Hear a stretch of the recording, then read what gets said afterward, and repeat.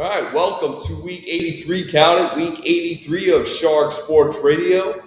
Alongside of me is Bobby. It's Mark Wadsell Jr., a.k.a. Shark, right here in the Ocean State. Thank you all for taking a dive in the tank with us tonight. As always, you can tune in using your Apple Podcast, SoundCloud, and or Spotify app. Bob, what's the craziest sport stat ever? I got to stay the Mariano Rivera stat of more men actually walking on the moon than scoring a postseason run.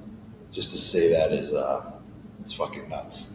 That is crazy. That's crazy. That is a wild stat because when you think about it, Mariano Rivera was the greatest closer of all time, right? Mariano Rivera might be the best athlete of all time when it's all said and done. I don't know one's ever dominated a position like he has for that amount of time, and that includes Tiger Woods. I mean, he's literally the only first ballot Hall of Famer in baseball history. So there's a reason for that. I got to be honest with you. No one even comes close. Trevor Hoffman, probably the next best reliever. And I bet you Trevor Hoffman's mom would pick Mariano Rivera to close a game if she had to. Yeah.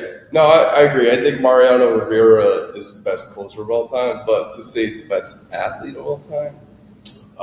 Okay, maybe dominating. That might be a stretch. Dominating his ability. He was a great athlete, so he could have probably played shortstop too. But he's probably the guy that dominated his position most. Yeah.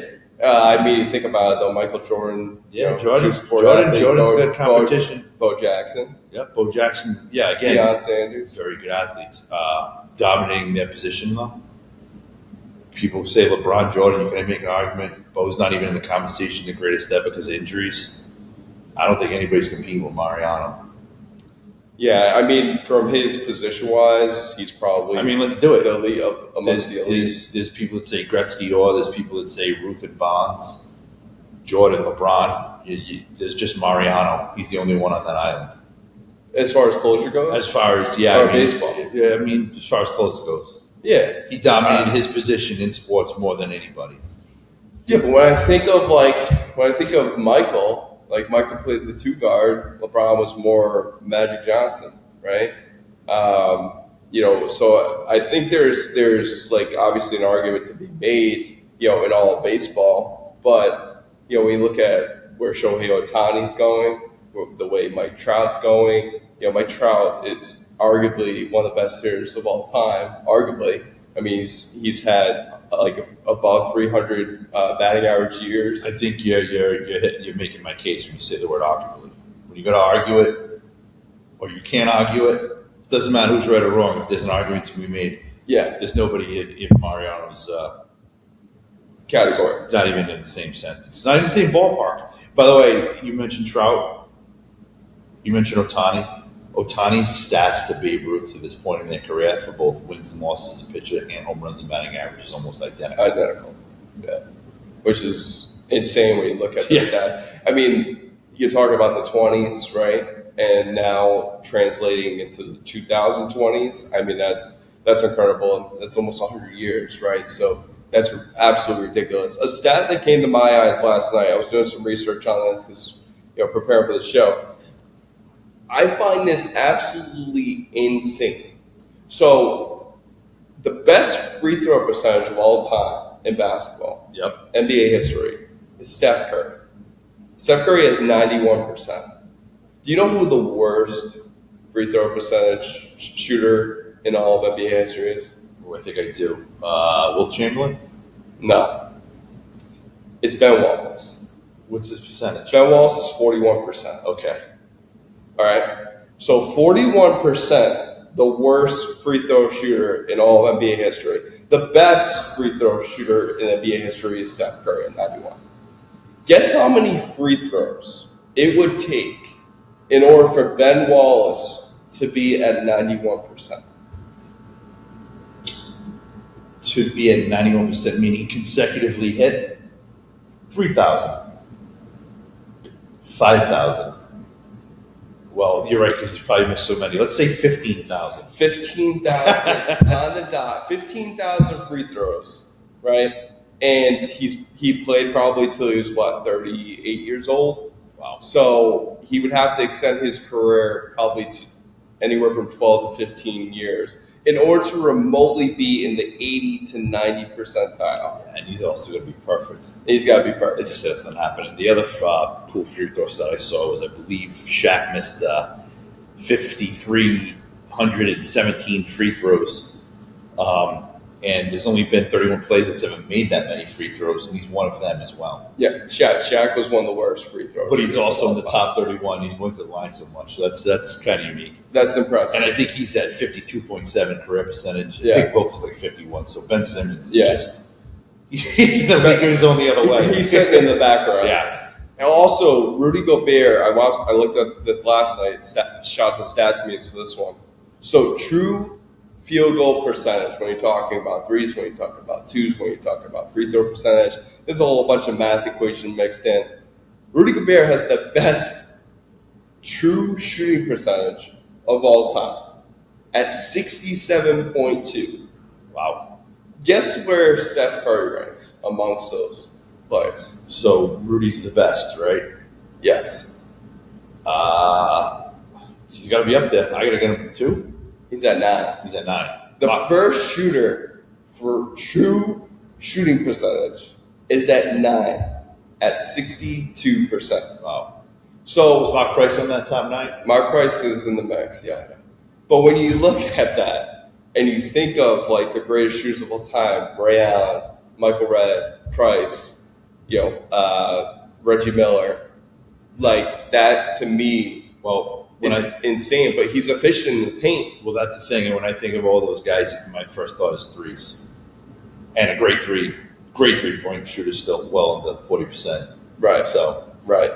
That's probably why that works. And Rudy's probably at 70%, probably in the paint. Yeah. If you do that math. Yeah. Because he's not the best free throw shooter. I mean, he's average. He's probably around 75%.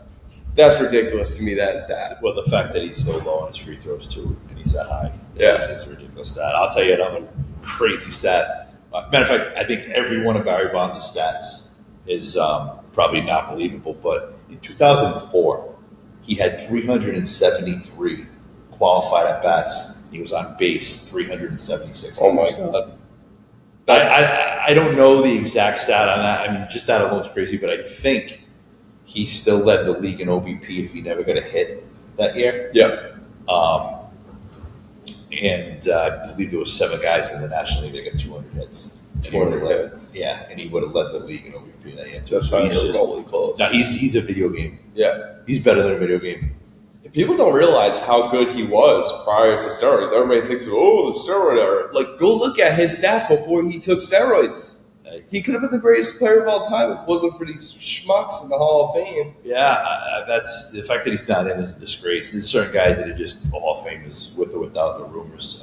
Right. Don't forget, everybody took it. That includes pitchers too. Yeah. So if a juiced pitcher's hitting the ball, if a juiced hitter, I don't know, the hand-eye coordination that guy had, he would put the bat on his shoulder before the pitcher even reached the ball because he knew it was outside the strike zone. Yeah. It was just no one's ever been that locked in my lifetime. No. Well, not to keep going back and forth to basketball, baseball, but I think this is the toughest stat to beat of all time. Russell Westbrook has 4 triple-doubles in his career. Wow. 4 triple-doubles. He won MVP once. Yeah. Oscar Robertson is next in line with 1.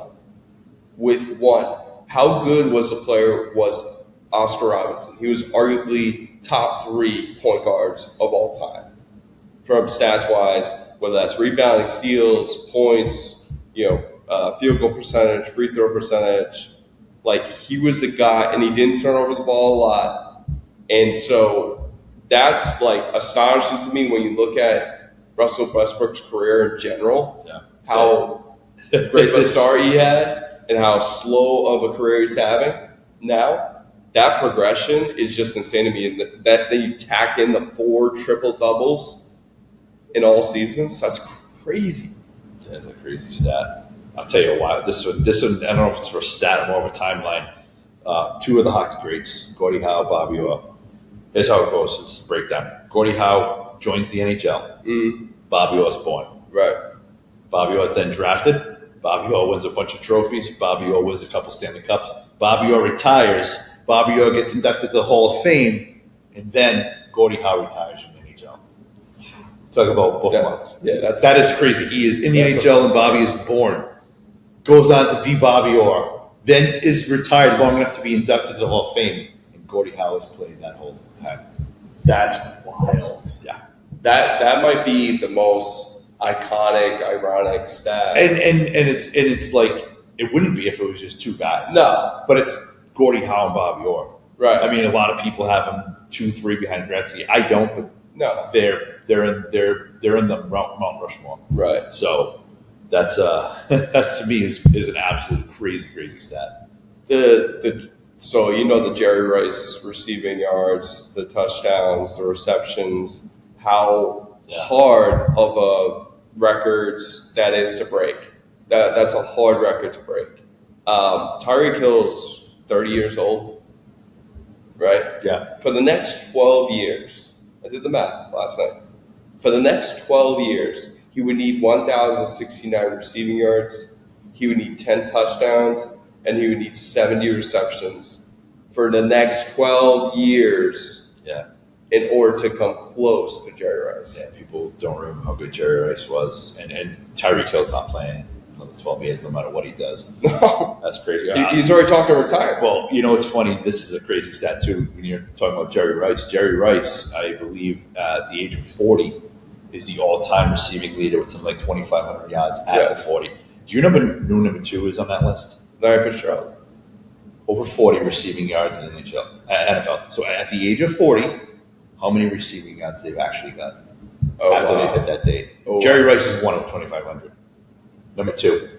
Dwight Clark? No, I don't know. Tom Brady with 6. Wow. Everybody else in the NFL that's ever played is tied at 0, and Brett Favre comes in at last with -2 receiving yards when he was with the Vikings. And he has had the most consecutive starts of all time, too. Yeah, that's a crazy stat. So I think it's 321, including playoffs.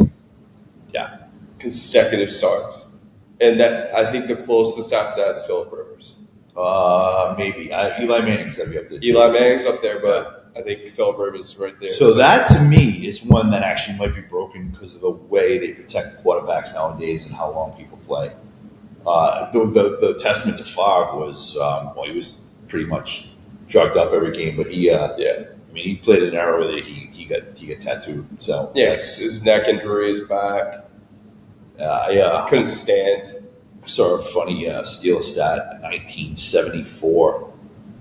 I believe it was either 74 or 76. They won the Super Bowl that year. They did not have one rushing touchdown all season. Not one. Not one. I wasn't alive in 74. I'm sure Bradshaw didn't have 40 touchdowns. I'm willing to bet those were a lot of low-scoring games, defensive touchdowns, special teams, but not one rushing touchdown all season. Wow. So and another crazy stat about the Steelers, in their history, there's only been 2 times that they've lost consecutive games at home by the same opponent. One was in 2007 and one was 2017. Wow. And you know who that opponent was? It's the same one. It's the same one. Yeah. Jacksonville. Yep. Yeah. I mean, you're talking about loser franchise. That's crazy. Also, the 2000 Baltimore Ravens had the least amount of points scored against them. Right? Yeah. I think it was in the 60s, the Baltimore Colts allowed the least amount of points. I mean, the most amount of points. So 2000, they allowed the least amount of points. In 40 years prior, they allowed the most amount of points. So the same franchise has the same record, but on one side of the directions. That's insane. Yeah. I saw sticking on football. Larry Fitzgerald has 29 career drops and 41 career tackles. That's the fact that he has that many career tackles, though, shows how bad his quarterbacks were. We'll talk about Fitz in a second, but that's pretty Carson bad. Palmer, who wasn't bad. No, Carson Palmer was a first overall pick. He was a little. I think he was very underrated as a quarterback. Personally, I don't think he was a Hall of Famer, but he had a really good career. Borderline Pro Bowl almost every year. But if you think about it, who's his quarterbacks? Larry Fitzgerald. Kurt Warner for a couple of years. Kurt's in the Hall of Fame. Kurt Warner's in the Hall of Fame. Yeah, that's what I'm saying.